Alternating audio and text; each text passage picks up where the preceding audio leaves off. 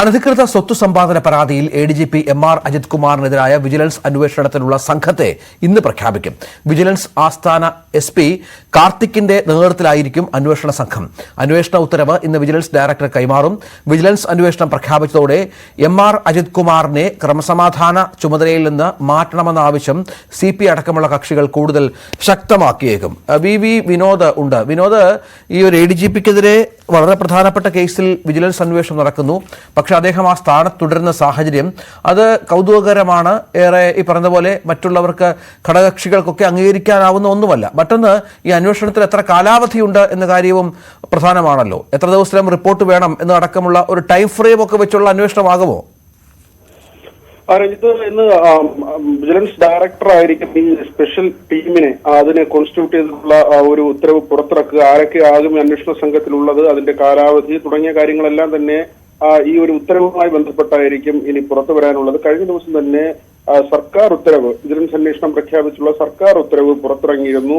ADGP എം.ആർ. Ajith കുമാറിനെ സംബന്ധിച്ച് കൂടുതൽ നിയമക്കുരുക്കുകളിലേക്ക് പോവുകയാണ്. കാരണം നേരത്തെ തന്നെ DGPയുടെ നേതൃത്വത്തിലുള്ള ഒരു പ്രത്യേക അന്വേഷണ സംഘത്തിന്റെ പരിശോധനകളും അന്വേഷണവും തുടരുകയാണ്.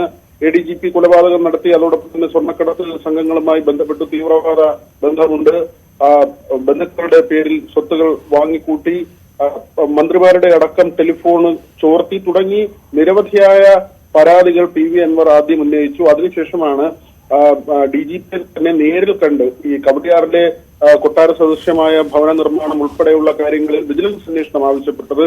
അതിന്റെ അടിസ്ഥാനത്തിലായിരുന്നു DGPയുടെ ശുപാർശ നൽകി ദിവസങ്ങൾ കഴിഞ്ഞിട്ടും അതിന്മേലൊരു നടപടി ഉണ്ടാകാത്തതിൽ CPI ഉൾപ്പെടെ വലിയ ഘടകകക്ഷികൾ പ്രതിഷേധം രേഖപ്പെടുത്തിയിരുന്നു. കഴിഞ്ഞ ദിവസം പ്രകാശ് ബാബു അദ്ദേഹത്തിന്റെ ഒരു തുറന്നെഴുത്ത് തന്നെ ഉണ്ടായി. ബിനോയ് വിശ്വവും PS സുനിൽകുമാറും അടക്കമുള്ളവർ നേരത്തെ തന്നെ ഈ RSS ബന്ധം ആരോപിച്ചുള്ള നിലപാട് കടുപ്പിച്ചിരുന്നു. ഏറ്റവും പ്രധാനം ADGPയുടെ RSS നേതാക്കളുമായുള്ള ഒരു കൂടിക്കാഴ്ച, ആ കാര്യത്തിലുള്ള ഒരു അന്വേഷണം, അതിൽ ഇതുവരെയും ഒരു വ്യക്തത വന്നിട്ടില്ല. നേരത്തെ പ്രഖ്യാപിച്ച DGPയുടെ നേതൃത്വത്തിലുള്ള അന്വേഷണം, അതിന്റെ ഭാഗമായി അത് ഉണ്ടാകുമോ ഇല്ലയോ എന്ന കാര്യം ഇപ്പോഴും വ്യക്തമല്ല. ഏതായിരുന്നാലും അത് പരിശോധിക്കുമെന്ന് ഇടതുമുന്നണി യോഗത്തിൽ മുഖ്യമന്ത്രി പറഞ്ഞിരുന്നു.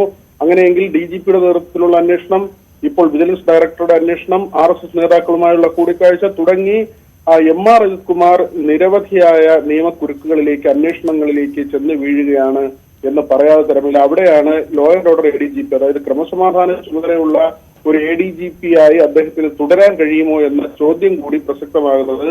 ഒരുപക്ഷെ അവധിയിൽ പോകാനുള്ള സാധ്യത, അല്ലെങ്കിൽ ADGP ലോ ആൻഡ് ഓർഡർ സ്ഥാനത്ത് നിന്ന് എം.ആർ. അജിത് കുമാറിനെ മാറ്റി നിർത്താനുള്ള സാധ്യത, ഇത് രണ്ടും വളരെ ശക്തമായുണ്ട്. കാരണം ഇത്രയധികം അന്വേഷണങ്ങൾ നേരിടുകയും RSS നേതാക്കളുമായുള്ള കൂടിക്കാഴ്ചയുടെ പേരിൽ ഘടകകക്ഷി നേതാക്കളുടെ ഭാഗത്തു നിന്ന് അതിരൂക്ഷമായ വിമർശനം, അത് CPI മാത്രമല്ല മറ്റ് NCP അടക്കമുള്ള പാർട്ടികൾ വലിയ വിമർശനവുമായി രംഗത്ത് നിൽക്കുമ്പോൾ ADGP എം.ആർ. അജിത് കുമാറിനെ ലോ ആൻഡ് ഓർഡർ ADGP സ്ഥാനത്ത് തുടരാൻ കഴിയുമോ എന്ന ചോദ്യം കൂടി അവശേഷിക്കപ്പെടുന്നു. എന്നിരുന്നാലും ഇന്ന് തന്നെ വിജിലൻസ് അന്വേഷണത്തിന്റെ ടീം അത് ഏതാണ് എന്ന കാര്യം വ്യക്തമാകും. രഞ്ജിത്ത്, വി വിനോദാണ് വിവരങ്ങൾ പങ്കുവച്ചത്.